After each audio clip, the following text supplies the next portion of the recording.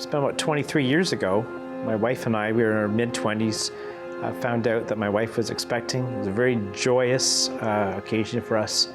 The doctor was asking a number of questions. One of them was, would you like the triple screen test?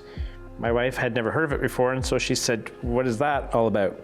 And she said, it's just a test, a blood test to determine whether your child may have a chance of having Down syndrome or spina bifida or other ailments.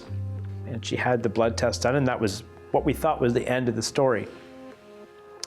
What we didn't know was that taking that blood test was really, in some ways, telling the medical community that you would like to have the option of having an abortion.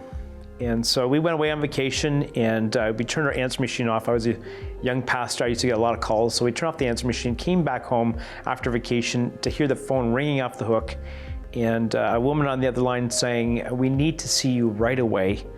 It might be too late. And she said, we just got the blood test results back, and we wanted to let you know that your child has 1 in 130 chances of having Down syndrome. That risk is much too high. So we didn't still understand that this was abortion they were talking about. And she said, I've arranged for you an appointment at the genetics department at Oshawa General Hospital, and we want you to go right away and talk to the doctor there. We even said to her, we hope this has nothing to do with abortion, because if it is, we don't want nothing to do with it. And the doctor said, you don't really understand the issues, and this other doctor will be able to explain to you much better than I can. We walked into the room. First of all, a waiting room where they asked us a ton of questions, questions that we were just surprised about, like, do you have any people in your family that have genetic defects? Do you have, I said, well, I don't think so. I have a nephew that has an arm missing, who was born with an arm missing. Oh, we want to know all about that. So they wrote all that information down, and went into the next room where the doctor met us, a lady doctor, geneticist doctor met us. And she said, I wanted just to tell you how serious this is. 1 in 130 chances of having Down syndrome. It's pretty high risk. And so we started talking to her, and we said, we were hoping that this has nothing to do with abortion, because if it is, we want nothing to do with it. And she got very angry with us and kind of flew off the handle and said, do you know how much these children cost our society? We were shocked.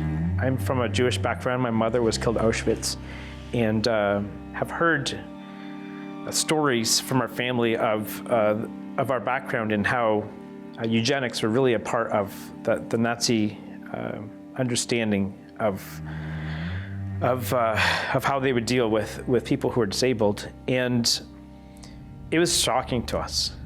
I couldn't believe, I could hardly breathe when I heard her talking like that. She then proceeded for the next 10 minutes to threaten us when we said that we would love whatever child we had, and we walked out stunned and in tears, shocked.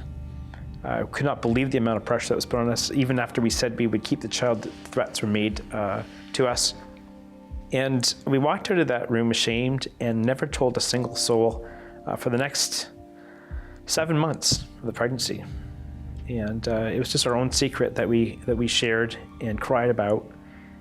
When we actually went to the obstetrician, he had told us that both doctors had been phoning him, telling him that he needed to pressure us into having an abortion. And he was the first person who said to us, I think that you'll just be happy with whoever God gives you. And he didn't know I was a pastor, but he said that to me. And I began to wonder how many other people are going through this. How many other people wouldn't be able to stand up to this pressure and just go ahead and have the abortion? Finally, when Josh was born, he was born healthy, and we would have loved him no matter what. He's gone on now to be lifeguard. He's saved people's lives himself. He's now studying to be a paramedic. And we found out when I got into pastoral ministry doing congregational care that this was the story of many, many people. Many people had been pressured by the medical community into aborting their children.